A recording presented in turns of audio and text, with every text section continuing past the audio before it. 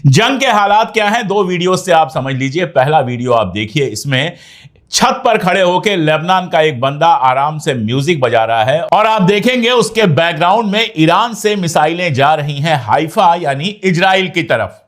और दूसरा वीडियो आप देख रहे हैं जिसमें इजराइल की सड़कों पर बवाल मचा हुआ है, आपस में ही लोग लड़ रहे हैं। शायद कितनी जल्दी सेफ हाउस में घुस जाएं, कितनी जल्दी बंकरों में घुस जाएं, अपनी जान बचा लें, इसके लिए आपस में लड़ाई हो रही है। एक और वीडियो आया था जिसमें एक आदमी सिर्फ चड्डी पहन के सड़क पर निकल गया था सेफ बंकर में जाने के लिए। वो वीडियो मैं यहां पर दिखा नहीं सकता, लेकिन इजराइल में तबाही मची हुई है, हालत खराब है जिस तरह के वीडियोज आ रहे हैं। अगर इजराइल के अखबारों की आज की हेडलाइंस देखेंगे तो जिस तरह के तस्वीर लगी हुई है, जिस तरह के वीडियोज आ रहे हैं, इन सारी चीजों को देखकर समझ में आ रहा है कि इजराइल के साथ वो हो रहा है जो उसने सोचा नहीं था। असल में अमेरिका के भरोसे था इजराइल, और अमेरिका भी हमेशा इजराइल के साथ खड़ा रहा ही है, इसमें कोई दो राय नहीं है।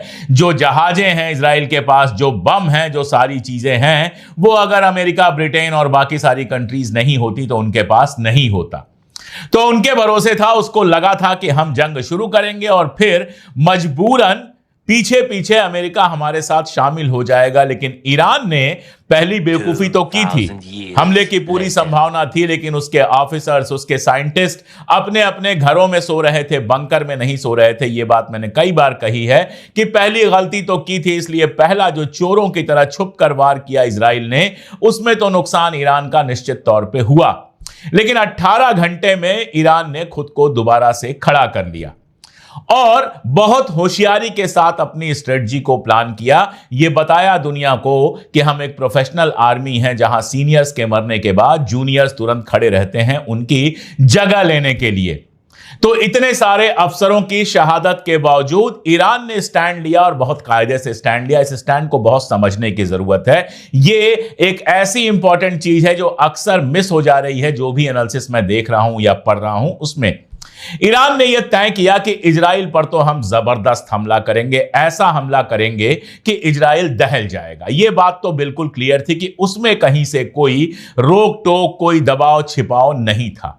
लेकिन साथ में यह तय किया कि अमेरिका के जो ठिकाने हैं अगल बगल, या ब्रिटेन के जो ठिकाने हैं अगल बगल, उन ठिकानों के ऊपर हम हमला नहीं करेंगे।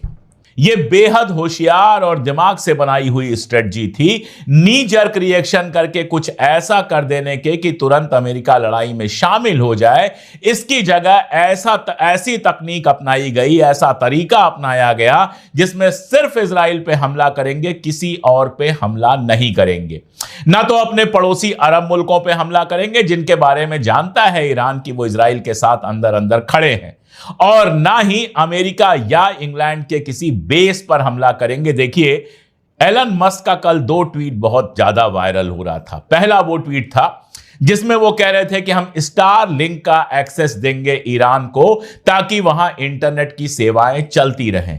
जो लोग भी इंटरनेशनल पॉलिटिक्स समझते हैं और खास तौर पर अमेरिका और यूरोप की पॉलिटिक्स समझते हैं, उनके तुरंत समझ में आ गया था ये क्या है। हालांकि ऐसे ही बहते हुए पानी में हाथ धोने वालों ने खड़े होकर कहना शुरू कर दिया कि अरे एलन मस्क तो ईरान के साथ आ गया। हालांकि जो अमेरिका और यूरोप की पॉलिटिक्स को कायदे से समझता है, उनके खेलों को समझता है, उसके समझ में तुरंत आ जाना चाहिए था कि ईरान के ऊपर स्टार लिंक आ जाए। अगर स्टार लिंक ईरान को सुविधा देने लगे इंटरनेट की, इसका मतलब स्टार लिंक से आराम से ईरान की जासूसी हो सकती है और ईरान की इंफॉर्मेशन इजराइल को पहुंचाई जा सकती है।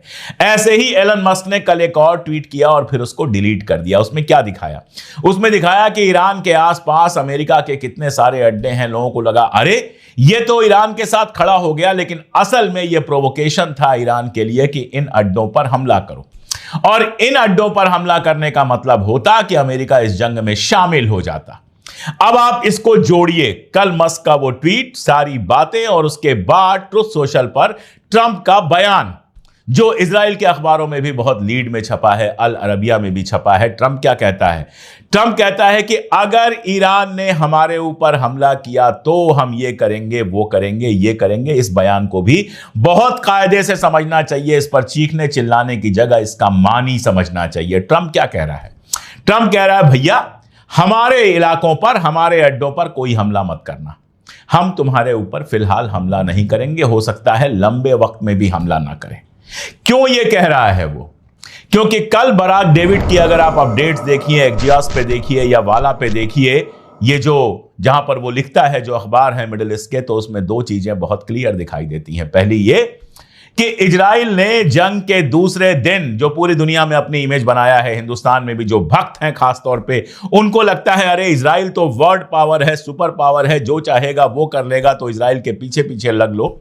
2 दिन की लड़ाई में इजराइल अमेरिका के सामने पहुंच गया हाथ जोड़े कि भैया तुम भी जंग में शामिल हो जाओ, तुम आओ, तुम्हारे बिना ईरान का मुकाबला करना हमारे लिए पॉसिबल नहीं है, अगर तुम नहीं साथ में होगे तो ईरान हमारा सत्यानाश कर देगा। बराक का ही आगे का अपडेट देखिए, बराक ने बिल्कुल क्लियर किया कि अमेरिका के जिन अधिकारियों से उसकी बात हुई है, उन अधिकारियों ने कहा कि हम ईरान के खिलाफ जंग में शामिल नहीं होने जा रहे हैं। यहां तक कि मागा make America great again campaign में जो लोग ट्रंप के साथ थे, उनका भी बड़ा हिस्सा ऐसा है जो ये कह रहा है कि इस जंग में हमको नहीं जाना चाहिए। क्यों कह रहा है इसको समझिए। हालांकि बहुत सारे सीनेटर्स ऐसे हैं अमेरिका में, आप जानते हैं, जो अमेरिकन कम है, इजरायली ज्यादा है, तो वी स्टैंड विद इजराइल कर रहे हैं वो। लेकिन अमेरिका इस जंग में क्यों नहीं जाना चाहता है, या फिर क्यों ऐसा हो सकता है कि इजराइल को अमेरिका उसके हाल पर छोड़ दे? इसको एक एग्जांपल से समझिए जो अभी ज्यादा पुराना नहीं है। आपको याद है हूथी के साथ अमेरिका गया था लड़ने के लिए, इजराइल को बचाने के लिए। ट्रंप ने अमेरिकन आर्मी लगा दी थी हूथी के साथ लड़ने के लिए। फिर क्या हुआ? हफ्ते भर के अंदर पेंटागन में यह बहस मच गई कि हमारे मिलियंस डॉलर बर्बाद हो रहे हैं, लेकिन हासिल कुछ नहीं हो रहा। और उसके बाद ट्रंप ने क्या किया? चुपचाप हूथी के साथ समझौता कर लिया कि भाई तुम हमारी जहाजों पर हमला नहीं करोगे। हूथी ने कहा आपसे हमारी कोई दुश्मनी है ही नहीं, आप ही चले आते हैं इजराइल के बाप बन के हर बार सबसे लड़ने के लिए, आप यहां से निकल लीजिए, हम आपके ऊपर हमला नहीं करेंगे। और चुपचाप ट्रंप हूथी से निकल गया, मतलब यमन से निकल गया। यमन में बहुत सारे उस समय खबरें प्लांट हो रही थी कि इधर से सऊदी अरबिया आक्रमण करेगा, उधर से ये करेगा, वो होगा, यमन के ऊपर कब्जा हो जाएगा, वगैरह वगैरह सारी खबरें आई थी। लेकिन सारी खबरें 4 दिन में खत्म हो गई। अमेरिका चुपचाप वहां से बिना इजराइल को इन्फॉर्म किए निकल गया और कहा भैया हूथियों से हमारी कोई दुश्मनी नहीं है, इजराइल की दुश्मनी है, वो लड़ता रहे, हम नहीं लड़ेंगे। यही बात ईरान के साथ हो सकती है, क्योंकि हूथी के साथ अगर मिलियंस खर्च हो रहे थे, तो ईरान के साथ बिलियंस और ट्रिलियंस खर्च होंगे अगर ईरान के साथ अमेरिका लड़ाई में जाएगा। मैं फिर कह दूं कि यहां बैठकर कोई मैं ये नहीं कहने वाला कि ईरान हर हाल में अमेरिका से भी जीत जाएगा, नहीं। अमेरिका बेहद मजबूत कंट्री है। अमेरिका के आने का मतलब है नाटो कंट्रीज का शामिल होना, और यह सब ईरान के लिए तबाही का सबब होगा, इसमें कोई दो राय नहीं है। लेकिन इस तबाही की कीमत अमेरिका से लेकर नाटो कंट्रीज और इजराइल को भी चुकानी पड़ेगी। अब अमेरिका फिलहाल वो कीमत चुकाने के लिए तैयार नहीं है। आगे वो तैयार होता है कि नहीं होता है, ये देखना पड़ेगा। और ये इंटरेस्टिंग इसलिए है कि हालांकि ओमान के विदेश मंत्री ने यह कह दिया है, बिल्कुल साफ साफ कह दिया है अब, कि जो बातचीत होनी थी ईरान और अमेरिका की वो नहीं होगी। ईरान ने भी कहा है कि इन हालात में इन बातचीत का कोई मतलब नहीं है। लेकिन अभी भी अमेरिका कह रहा है कि फिलहाल बातचीत कैंसिल हो गई, आगे हम बात करने को तैयार हैं। जब भी मामला नॉर्मल होगा हम बात करेंगे। खास तौर से अमेरिका ने, ट्रंप ने जो पुतिन से बातचीत की है और उसके बाद कहा है कि पुतिन से ईरान के मुताल्लिक बातचीत हुई है, पीस की बात, डी एस्केलेशन की बात है। इससे मैं आमतौर पर कोई भविष्यवाणी नहीं करता हूं, लेकिन आज मुझे लगता है कि एक बात मैं पूरे कॉन्फिडेंस से कह सकता हूं कि या तो अगले 3-4 दिन में यह जंग खत्म हो जाएगी, और या फिर यह जंग बहुत लंबी चलने वाली है, इतनी लंबी जितना ना आप सोच सकते हैं ना हम। और देखिए इजराइल के लिए ईरान से अकेले लड़ना क्यों मुश्किल है? पहली बात तो यह कि दोनों की जरा एरिया देख लीजिए। इजराइल की टोटल एरिया जो है वो 20,000 स्क्वायर किलोमीटर की है बस। ईरान की एरिया आप देखेंगे 1.6 मिलियन स्क्वायर किलोमीटर है। अंदाज लगा सकते हैं कितना फर्क है 16 लाख स्क्वायर किलोमीटर में और 20,000 स्क्वायर किलोमीटर में। यानी क्या है, ईरान की जो मिसाइलें हैं वो इजराइल के कोने कोने में पहुंच सकती हैं, इजराइल की मिसाइलें ईरान के कोने कोने में नहीं पहुंच सकती हैं। इतना बड़ा एरिया है कि वो आराम से अंदर अंदर शिफ्ट कर सकता है, आराम से अपनी स्ट्रेटजी को शिफ्ट कर सकता है। इसलिए इजराइल का ईरान से सीधे मुकाबला जो है इजराइल के लिए लगातार मुश्किल हो रहा है। आप देखिए कल की कहानी, आप देखिए इजराइल ने शुरुआत की, कुछ आयल डिपो वगैरह को निशाना बनाया, खबरें आनी शुरू हुई। उसके तुरंत बाद क्या खबर आती है, ईरान ने जबरदस्त हमला किया हाइफा के ऊपर। अब हाइफा जो है वो पोर्ट है, आप जानते हैं, लेकिन हाइफा में हमला कहां किया, इस बात को थोड़ा सा गौर से सुनिए। हाइफा ऑयल रिफाइनरी के ऊपर हमला किया। अब आप कहेंगे ऑयल रिफाइनरी पर हमला करने से क्या होगा, तो समझिए हाइफा की जो ऑयल रिफाइनरी है 60% जो इजराइल की जरूरतें हैं पेट्रोल की, डीजल की, गैस की, वो हाइफा के ऑयल रिफाइनरी से पूरी होती हैं। और सिर्फ इतनी ही बात नहीं है, इससे जो गैसोलीन और जेट फ्यूल बनता है वो इजरायली एयरफोर्स के लिए बेहद जरूरी होता है। यानी इजरायली एयरफोर्स की जो नीड्स हैं, फ्यूल की, ईंधन की जो नीड्स हैं, उसका मोर देन 60%, 65-66% जो है वो केवल हाइफा की ऑयल रिफाइनरी से आता है। हाइफा की ऑयल रिफाइनरी में अगर रिफाइनरिंग की गतिविधियां कम हो जाती हैं या ऑयल प्रोडक्शन कम हो जाता है, इसका मतलब यह है कि इजराइल की जो जेट्स हैं जिनके भरोसे वो बहुत ज्यादा उछलता रहता है, उन जेट्स का उड़ान भरना मुश्किल हो जाएगा। वैसे जेट्स के बारे में बता दूं कि ईरान दुनिया का पहला मुल्क बन गया है जिसने F-35, F-16 जैसे फाइटर्स मार गिराए हैं। इजराइल मना कर रहा है, लेकिन ईरान का दावा है कि ना उसने केवल F-35 फाइटर जेट को गिराया है बल्कि उसके पायलट को भी अपने कब्जे में लिया है। और प्रेस टीवी की माने तो ईरान का कहना है कि पायलट हमारे पास सेफ हैं, आप परेशान नहीं हो, हम पायलट को कोई नुकसान नहीं पहुंचाएंगे। इसके अलावा कहां हमला किया? दूसरा हमला किया वाइजमैन इंस्टीट्यूट ऑफ साइंस में। अब ये जो वाइजमैन इंस्टीट्यूट ऑफ साइंस है वो वहां का लीडिंग डिफेंस इंस्टीट्यूट है जहां पर डिफेंस से जुड़े हुए साइंटिफिक रिसर्च होते हैं। एल्बिट जो संस्था है जो इजराइल की आर्मी को साइंटिफिक सारा कुछ मुहैया कराती है, उसके साथ वाइजमैन के बहुत क्लोज रिलेशन है। यानी इजरायली आर्मी की रीढ़ तोड़ने वाले कल हमले किए हैं ईरान ने। इसके अलावा जो हमला किया है आप जानते ही हैं, घरों की भी तबाही देखने में आ रही है। इजराइल कह रहा है कि अरे हमारे बच्चों को मार दिया। बहुत साफ मैं कह रहा हूं कि दुनिया में कहीं किसी के बच्चे मारे जाएं वो गलत है, चाहे वो हिंदू का बच्चा हो, मुसलमान का बच्चा हो, यहूदी का बच्चा हो, बौद्ध का बच्चा हो, ईसाई का बच्चा हो, किसी का बच्चा हो। बच्चे इस दुनिया में जो भी खुदा है, भगवान है, उसके सबसे बड़े रिप्रेजेंटेटिव होते हैं। हर बच्चे की जिंदगी कीमती होती है, न केवल उसके मां बाप के लिए बल्कि सारी दुनिया के लिए भी। इसलिए अगर इजराइल में बच्चे मारे गए हैं तो यह दर्द की बात है। लेकिन आप इस बात को कैसे भुला सकते हैं, कैसे इस बात से इंकार कर सकते हैं कि दुनिया में अगर बच्चों की प्लान तरीके से सबसे ज्यादा किसी ने हत्या की है तो वो इजराइल है। गजा में जिस तरह से 50,000 के आसपास बच्चों के ऊपर या तो उनको मार दिया गया है या गर्भ के अंदर मार दिया गया है या उनके हाथ पांव खराब कर दिए गए हैं, वो सारा कुछ पिछले 1.5-2 साल से हम लोग लगातार देख रहे हैं। अभी ईरान के ऊपर जो हमला हुआ था, जो पहले दिन चोरों की तरह इजराइल ने हमला किया, ये जो आप वीडियो देख रहे हैं ये टीचर हैं एक जो बता रही हैं उनके स्कूल के कौन कौन से बच्चे मारे गए, उनकी तस्वीरें दिखा रही हैं। तो रेजिडेंट्स के ऊपर हमला करना, आम शहरियों के ऊपर हमला करना इजराइल से ज्यादा ये किसी ने नहीं किया है। इजराइल ने ये सीरिया में किया, इजराइल ने ये लेबनान में किया, इजराइल ने गजा में किया, इजराइल ने सना में, यमन में किया, इजराइल ने ईरान में किया। हर जगह उसने जो हमले किए वो शहरी इलाकों पे किए और बहाना ये बनाया कि इन इलाकों में छुपकर गजा के जो हमास के लोग हैं, हिजबुल्लाह के लोग हैं, वो रहते हैं। न्यूयॉर्क टाइम्स का एक लेख है और न्यूयॉर्क टाइम्स की मैं इसलिए बात कर रहा हूं क्योंकि वो कोई गजा का अखबार नहीं है, वो कोई ईरान का अखबार नहीं है। न्यूयॉर्क टाइम्स की एक रिपोर्ट है और ऐसी तमाम रिपोर्ट्स हैं कि इजराइल ह्यूमन शील्ड की तरह इस्तेमाल करता है अपने नागरिकों को, चाहे वो मोसाद का दफ्तर हो, चाहे उसके इंटेलिजेंस के ठिकाने हो, चाहे आर्मी के इस तरह के ठिकाने हो। जानबूझकर उसने घनी बस्ती के अंदर बना के रखे हुए हैं। घनी बस्ती मतलब आप समझ रहे हैं, कोई कॉलोनी हो और कॉलोनी के अंदर एक बिल्डिंग के अंदर आप अपना सारा कुछ रखें, मोसाद का हेडक्वार्टर बना लें, आईडीएफ का बना लें, ये सारी चीजें करें।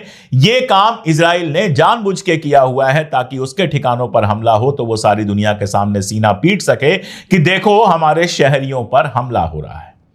लेकिन जो रास्ता आपने दुनिया को दिखाया है वो तो दुनिया देख चुकी है।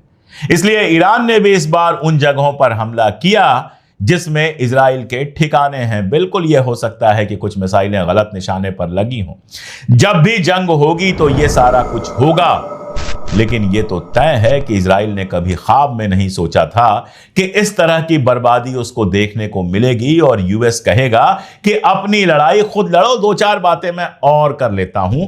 अरब मुल्कों के मुतल्लिक अक्सर अरब मुल्कों की बड़ी पिटाई होती है कि वो इजराइल के साथ खड़े हैं। अरब मुल्कों की अपनी मजबूरी है भाई, अमेरिका से दुश्मनी नहीं ले सकते। लेकिन एक बात यकीन से मैं कह सकता हूं, और ये जो मैं कह रहा हूं वो अरब के जो अखबार है अलग अलग, जो अपने अपनी सत्ताओं से अपने अपने स्टेट से जुड़े हुए हैं, उनकी बातों से मैं कह रहा हूं। भले खुल के ईरान के साथ वो ना आए, सिर्फ इतने पर रुक जाए कि इजराइल के हमले की मजम्मत करें। हो सकता है इनडायरेक्टली थोड़ा बहुत इजराइल की मदद भी कर दें, लेकिन दिल ही दिल में वो अच्छी तरह से जानते हैं कि अगर इजराइल ऐसे ही मजबूत होता रहा तो कल उनका भी नंबर आएगा। इसीलिए वो आराम से देख रहे हैं इस चीज को, और शायद वो इस चीज को एंजॉय भी कर रहे होंगे कि इजराइल की तबाही हो रही है। ईरान इजराइल को जबरदस्त सबक सिखा रहा है। अगर खुल के बात करने की बात करें तो खबर यह आई है कि जो सऊदी अरब के क्राउन प्रिंस हैं उन्होंने बात की है पेजेश्कियन के साथ, जो ईरान के राष्ट्रपति हैं, और इस हमले की पूरी मजम्मत करते हुए कहा है कि हम ईरान के साथ हैं। अब इस साथ होने का क्या मतलब है ये मैं नहीं जानता, ये साथ कहां तक जाएगा ये मैं नहीं जानता। एक जेस्चर जो दिया है वो ये कि ईरान से जो लोग हज करने आए हैं, तकरीबन 85,000 हाजी जो हैं ईरान के इस समय अरब के अंदर हैं, कहा है कि उनको हम शेल्टर, खाना पीना सब कुछ देंगे, उनको संभाल के रखेंगे जब तक ईरान में हालात नॉर्मल नहीं हो जाते। तो ये एक गुडविल जेस्चर है। और ईरान ने भी ये बहुत क्लियर किया है कि अभी फिलहाल उसने किसी भी अगल बगल के मुल्क पर हमला नहीं किया है, सिर्फ धमकी दी है कि अगर कोई मुल्क इजराइल के साथ डायरेक्टली शामिल होगा तो हम उस पर भी हमला करेंगे। और फिलहाल कोई अरब मुल्क इस बवाल में फंसना नहीं चाहता है, कोई नहीं चाहता है कि ईरान उस पर हमला करे या फिर इजराइल उस पर हमला करे। लेकिन जॉर्डन, जिसकी सबसे ज्यादा मजम्मत होती है, और जॉर्डन का कुछ इतिहास भी है। जॉर्डन के जो शाह हैं, ओटोमन साम्राज्य से उन्होंने धोखा किया था और उसके बाद इंग्लैंड के साथ मिलकर इंग्लैंड ने ही सेकेंड वर्ल्ड वॉर के बाद उनको जॉर्डन का किंग बनाया था। ये सारी बातें हम सब जानते हैं। और जॉर्डन के बारे में हम ये भी जानते हैं कि कैसे अपनी पोजीशन, अपने लोकेशन का फायदा उठाकर ईरान जब हमला करता है मिसाइल्स का, तो इजराइल के रास्ते में उन मिसाइल्स को रोकने की कोशिश करता है जॉर्डन। रोकता भी है, कुछ मिसाइलें तो रोक ही लेता है। हालांकि इसके चलते जॉर्डन के अंदर 2 कम से कम बड़ी आग लग चुकी हैं, 1 कम से कम घर बर्बाद हो चुका है। तो दुनिया का शायद इकलौता मुल्क होगा जो किसी और मुल्क को बचाने के लिए, जिस लड़ाई में उसका कोई लेना देना नहीं है, अपनी जमीनें बर्बाद कर रहा है, अपने घरों में आग लगवा रहा है। खैर वो अलग बात है। लेकिन जॉर्डन की भी अपनी मजबूरियां हैं, समझना चाहिए। किसी वीडियो में बहुत डिटेल में बात करूंगा। फिलहाल टर्की की बात कर लेता हूं सबसे आखिर में। टर्की का जो अखबार है, उस अखबार की अगर रिपोर्टिंग आप पढ़ेंगे तो वो पूरी तरह से ईरान के साथ खड़ा नजर आता है, और यहां तक कि एर्दोगान के बयान भी हैं इजराइल के खिलाफ। लेकिन टर्की सबसे ट्रिकी मुल्क है वहां पर, जिसके बारे में कुछ भी कहना बहुत मुश्किल है। बयान तो वो फलस्तीन के लिए भी लगातार दे